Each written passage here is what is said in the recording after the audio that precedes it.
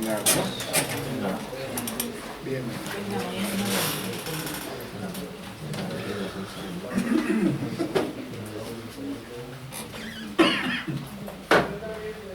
Bien, entonces vamos a continuar. Aquí tenemos en pantalla, igual en sus manuales, igual lo tienen, es el bosquejo de alguna manera de lo que es el Evangelio de Marcos, ¿sí? Entonces aquí, si nosotros observamos, aquí empieza con el comienzo del Evangelio, ¿verdad? Si nosotros vemos, comparado con el Evangelio de Mateo, Mateo no empieza con eso, sino Mateo empieza con la genealogía, ¿verdad?, de Jesús, ¿sí? Entonces, si observamos, si hay de alguna manera no tienen lo mismo. Entonces aquí Marcos empieza con el Evangelio. Bien. Entonces, de igual manera, ¿quién es el autor o a quién se le adjudica la paternidad literaria de Marcos? Pues precisamente a Marcos, ¿verdad? Él es el mismo. Dice aquí nuestro manual, dice: Eusebio, el historiador de la iglesia, citó al líder cristiano Papías y se decía aquel presbítero que Marcos, intérprete de Pedro, escribía totalmente con diligencia cuantas cosas encomendaba a la memoria, pero que sin embargo no exponía ordenadamente los dichos y hechos del Señor. Las palabras de Papías, que se atribuyen al anciano Juan, afirman dos hechos en cuanto al Evangelio de Marcos. Primero, Marcos sirvió como el intérprete de Pedro. Esto significa probablemente que Marcos usó a Pedro como una fuente de información al escribir el segundo evangelio, ¿sí? Y ayudó a que los conceptos de Pedro fueran conocidos. Y dice, en segundo punto, posiblemente en defensa de Marcos contra lo que cuestionaba la veracidad de su evangelio. Papías describió a Marcos como escribiendo con diligencia, pero no en orden. En ciertos puntos, Marcos pudo no haber seguido un orden cronológicamente correcto al registrar los eventos en la vida de Jesús. En lugar de ello, una colección de relatos que refleja el tema del conflicto que se desarrolló entre Jesús y los escribas y fariseos. Papías pudo haber entendido que a veces Marcos seguía un principio temático de organización en lugar de un plan cronológico. Entonces aquí, bueno, lo que nos deja ver es que realmente Marcos tiene otro estilo de escribir, ¿verdad?, el Evangelio, y aquí lo podemos ver que comienza precisamente hablando del Evangelio, no con la genealogía de Jesús como lo habla en Mateo. Entonces dice aquí, salud, dice que se le adjudica el autor a Marcos, perdón, ¿verdad? O sea, el mismo Marcos. Bueno, aquí ya nos los van desarrollando bien. ¿En qué fecha se escribió? Dice, es difícil adjudicar una fecha específica, ¿verdad?, al Evangelio de Marcos. Dice, Ireneo sugirió que Marcos escribió su Evangelio luego de la muerte de Pedro. Otros líderes cristianos tempranos omiten esta información y nos hacen, ¿verdad?, cuestionar la seguridad de Ireneo. Algunos que cuestionan la validez de la profecía predictiva creen que la referencia a la abominación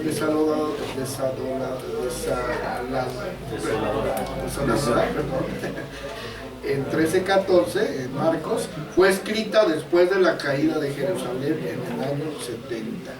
Entonces, más o menos esa es la fecha en que se le atribuye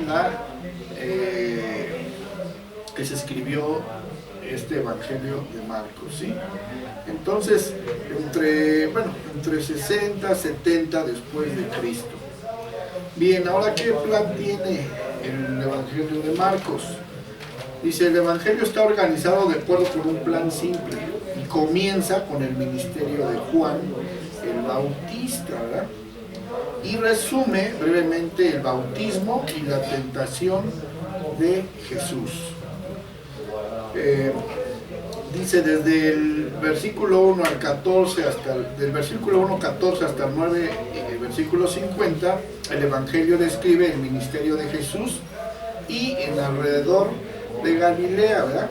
Esta sección contiene una descripción de los milagros de Jesús, pero hay pocos materiales extensos de enseñanza y dice también contiene una descripción de los milagros de Jesús, pero hay pocos materiales, perdón.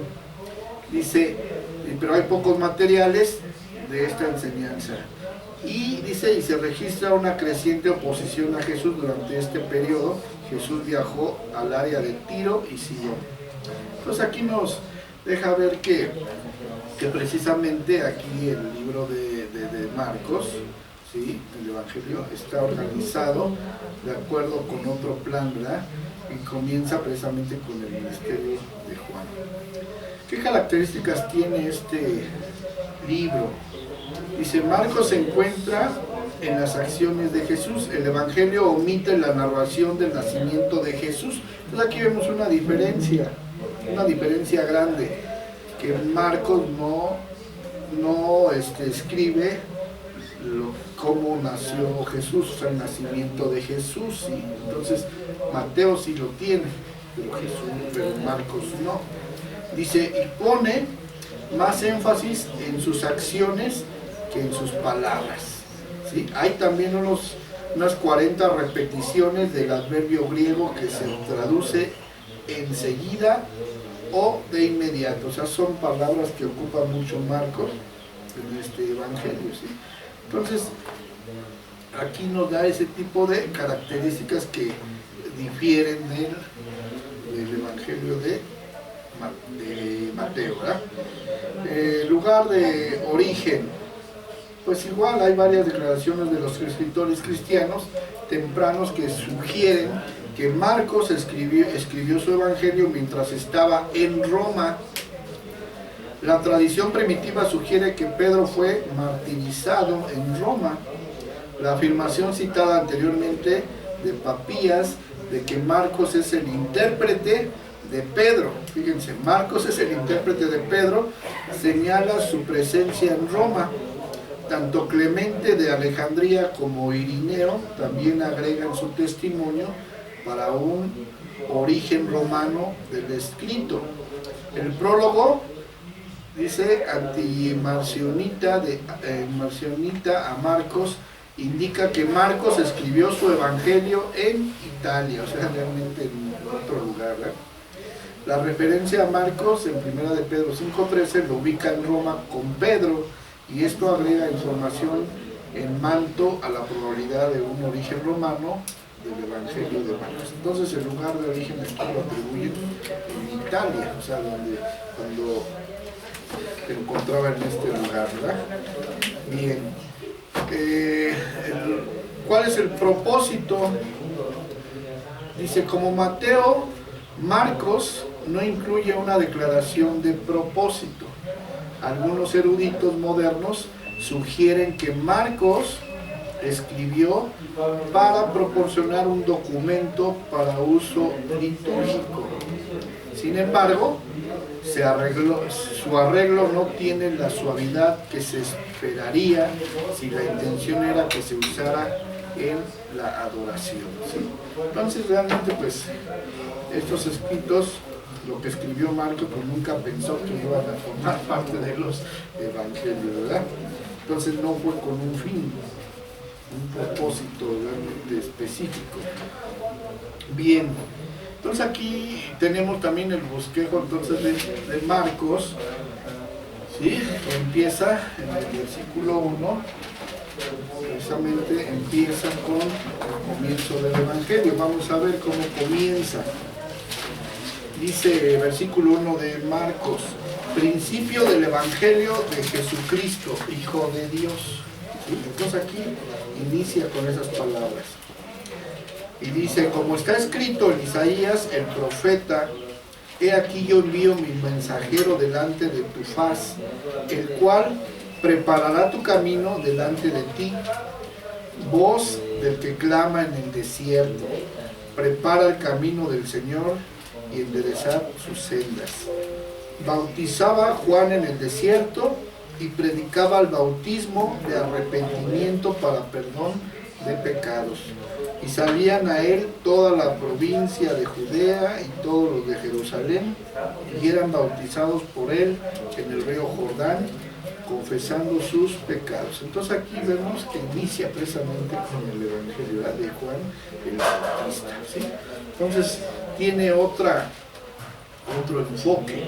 Después dice ahí, en esa misma clasificación, dice: las palabras y las obras de Jesús en y alrededor de Galilea, pues ya hablan a partir del versículo 14, ¿verdad?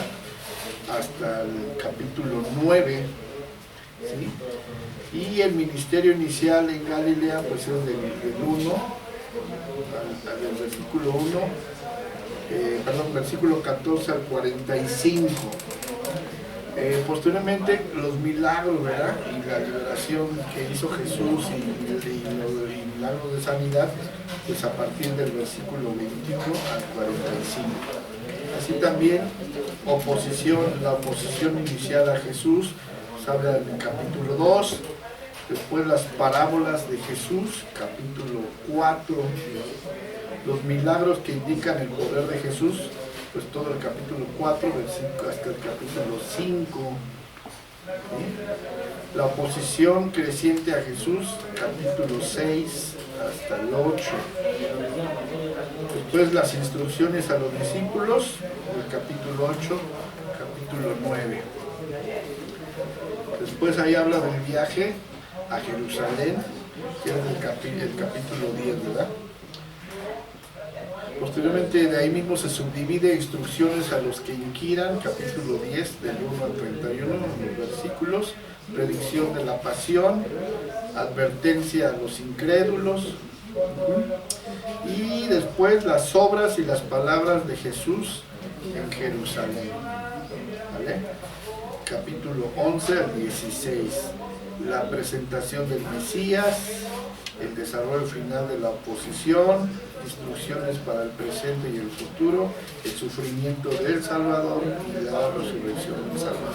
Entonces nosotros vemos el contenido es muy diferente al que está en Mateo, ¿verdad? Entonces, esa es la estructura del Evangelio de Marcos. Posteriormente viene el de Evangelio de Lucas, ¿verdad? Dice, igual, ¿a quién se le adjudica? Dice: el Evangelio de Lucas es el libro más largo del Nuevo Testamento, si asumimos que Lucas también escribió Hechos. Entonces vemos que también Hechos fue escrito por él, por Lucas. Entonces hizo la contribución cuantitativa mayor al Nuevo Testamento. Hay varias características que señalan a la identidad del autor de Lucas y de Hechos. Entonces el autor es Lucas, ¿saben? Bien. El plan de este evangelio. Dice: el evangelio de Lucas sigue un plan similar en cuanto a contenido de aquel de Mateo y Marcos. O sea, realmente sigue bajo la misma línea, ¿verdad? Comienza con una presentación extensa del nacimiento y la vida temprana de Jesús. Entonces vemos ahí que es muy diferente a los otros dos, pero claro, sigue algo de alguna manera sobre la misma línea, ¿no? Entonces vamos a ver Lucas, cómo comienza.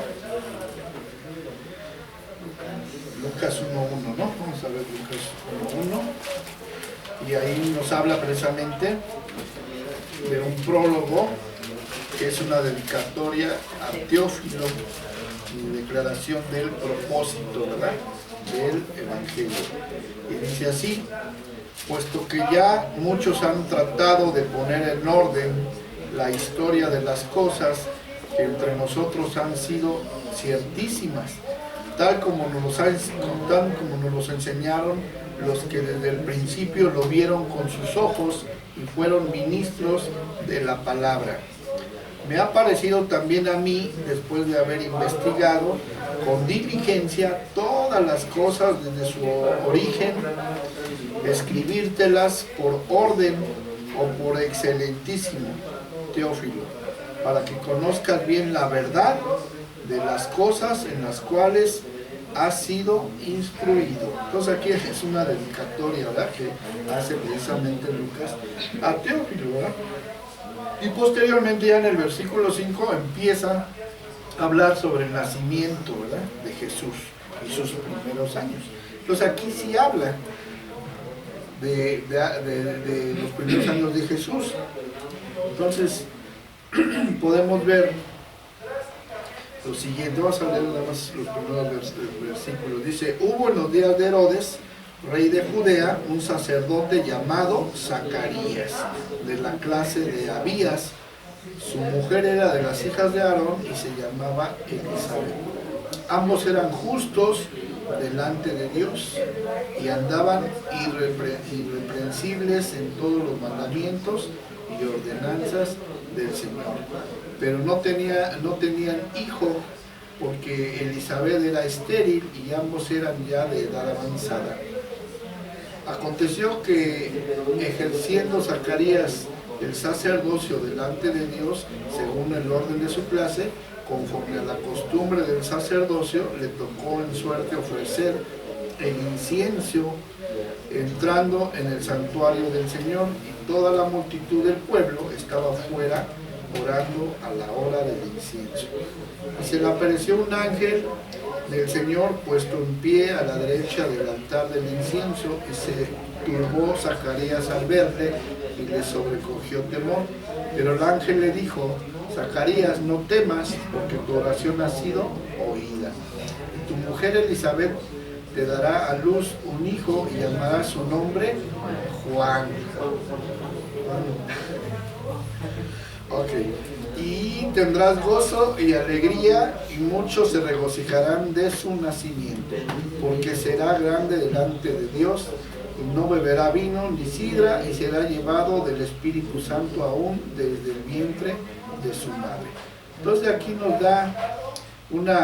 narra la historia precisamente del nacimiento de Juan el Bautista, ¿verdad?, que es el que iba a ir, el que iba a venir a preparar precisamente el camino de Jesús, ¿verdad?, para poder lograr su ministerio. Entonces, si vemos, cada evangelio empieza muy diferente y menciona otras cosas, ¿verdad?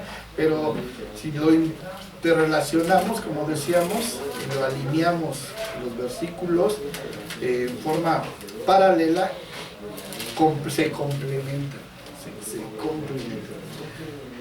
Bien, después tiene del versículo de ahí mismo donde estábamos leyendo, del 26 al 38, habla ya sobre el nacimiento de Jesús, ¿verdad? Dice: al sexto mes del ángel Gabriel fue enviado por Dios a una ciudad de Galilea llamada Nazaret, a una virgen desposada con un varón que se llamaba José, ¿verdad? La casa de David, y el nombre de la virgen era María. Y entrado el ángel en donde ella estaba, dijo: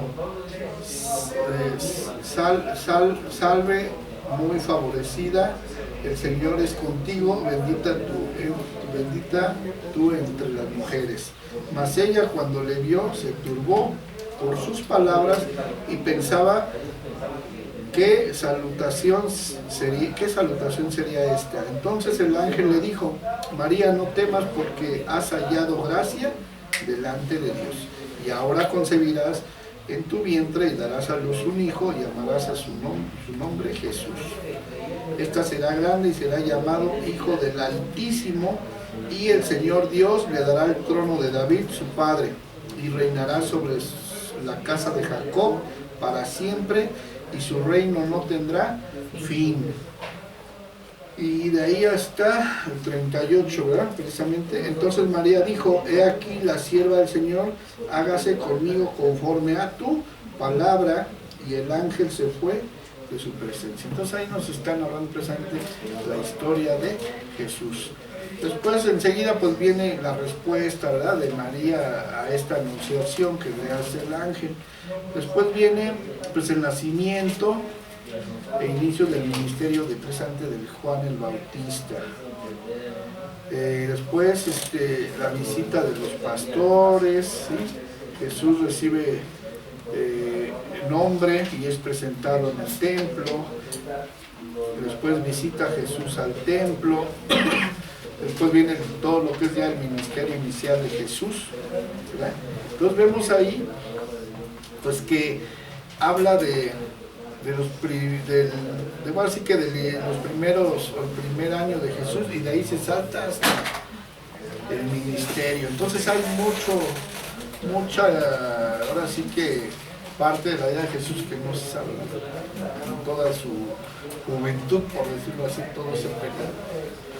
Pero bueno, aquí lo importante es que sí está precisamente el propósito, ahora sí que su ministerio por el cual fue enviado, es lo principal, ¿no? Y después viene pues el ministerio de Juan el Bautista, lo que estuvo haciendo, que estuvo preparando el camino, ¿verdad?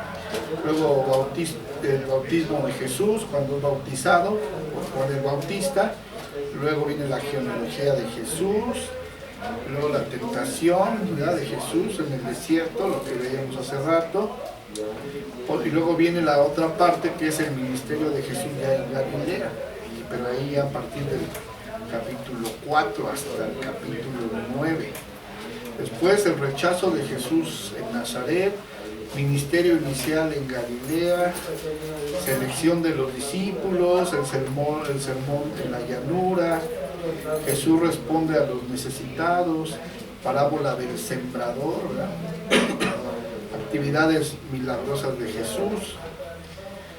Y luego el envío de los 12 discípulos, ¿verdad? Y ahí habla precisamente de cuando alimenta a los 5,000, la gran confesión de Pedro, la transfiguración, ¿verdad?, y las lecciones objetivas de Jesús. Entonces ahí, esa es la estructura y el bosquejo de lo que nos habla precisamente el Evangelio de Lucas. Entonces, el Evangelio de Lucas es singular, ¿verdad?, en su demostración del interés de Jesús en aquellos que comúnmente eran menospreciados en la comunidad judía. Esto incluye a los gentiles y los moralmente perdidos, ¿sí?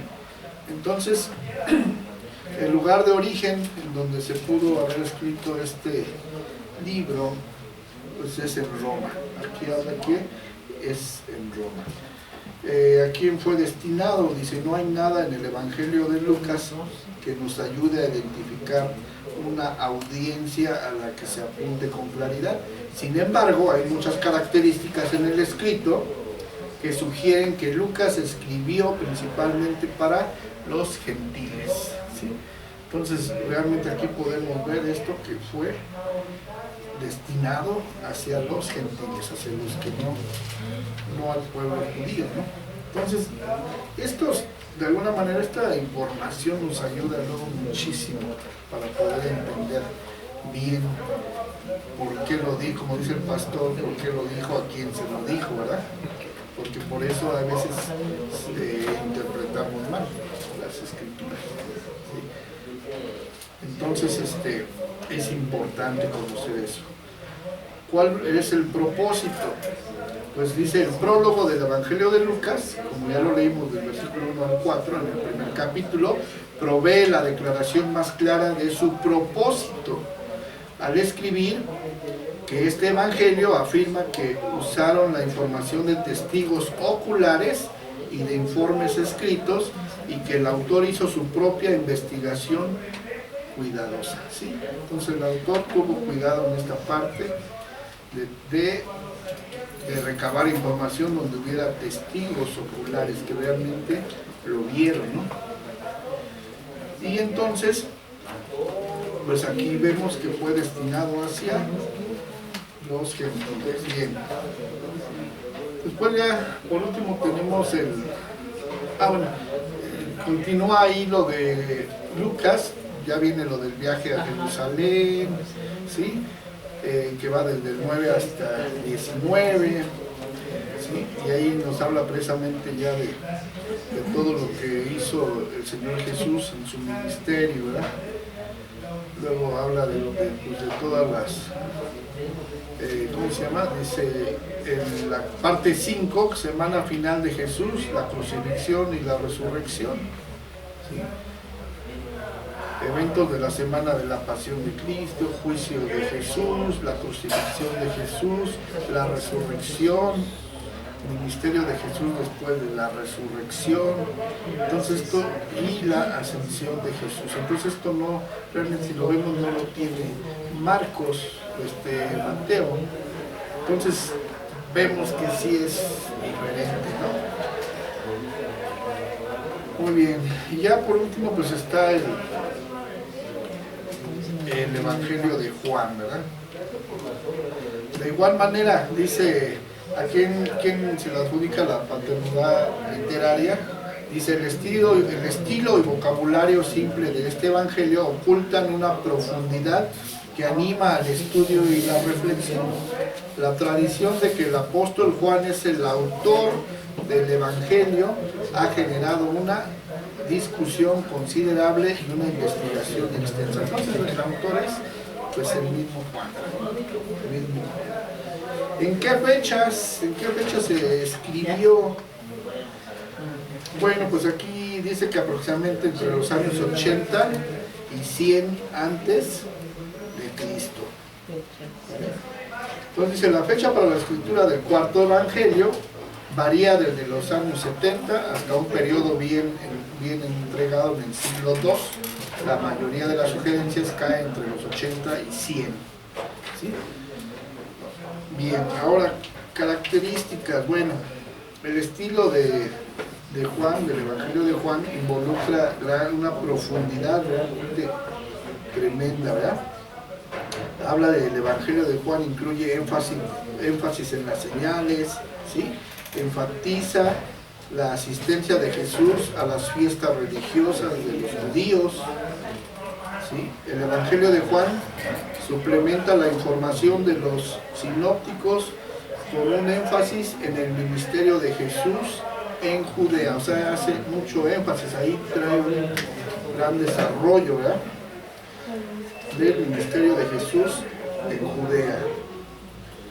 Bien, ¿dónde pudo haberse escrito este evangelio? Dice, hay muchos desacuerdos en cuanto al lugar de origen.